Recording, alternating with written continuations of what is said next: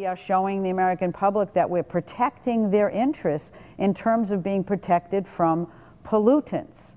And we are going to do our job there, and that's what we'll continue to do.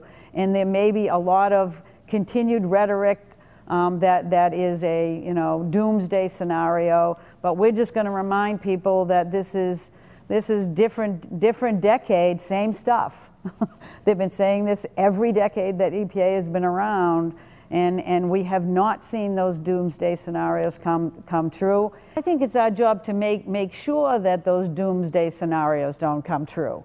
It's our job to consider these things during the rulemaking process. And in fact, we've been given a lot of credit for having as much flexibility we have given to states in this rule. This is the epitome of a collaborative process with the states and with the business community. It is unprecedented outreach. It is unprecedented flexibility that we've provided to each state. It's a clear recognition that coal will be a continued part of our future.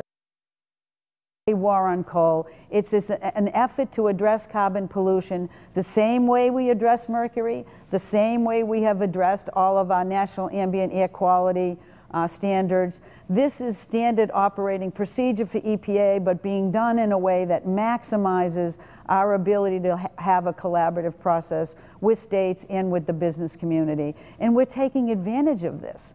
So while folks might want to think that we're subject to the traditional doomsday scenarios of one size fits all, this is simply not the rule to try to make those statements, because it is simply not true. I'm not sure that it's my job to win every individual over, no matter where they sit in the government structure. It really is my job to do what Congress told me to do, using that authority and being as responsible as I can.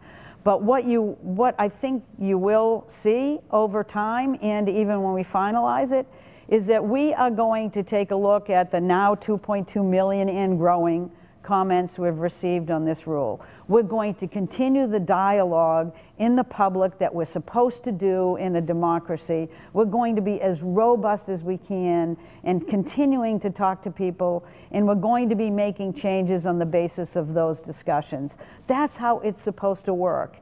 And I believe it will work as every other major rule in this agency has worked. It is going to be able to produce the reductions in pollution that people need to protect their kids' public health and themselves.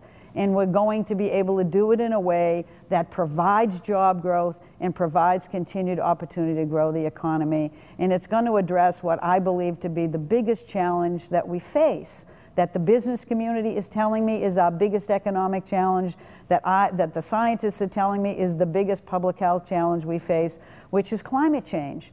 But the idea is to get out of the gate in a way that's reasonable and appropriate, meets all of those needs, and gets us on a path forward, which is a very long one, to be able to reduce the carbon pollution internationally that we need to reduce to address this problem.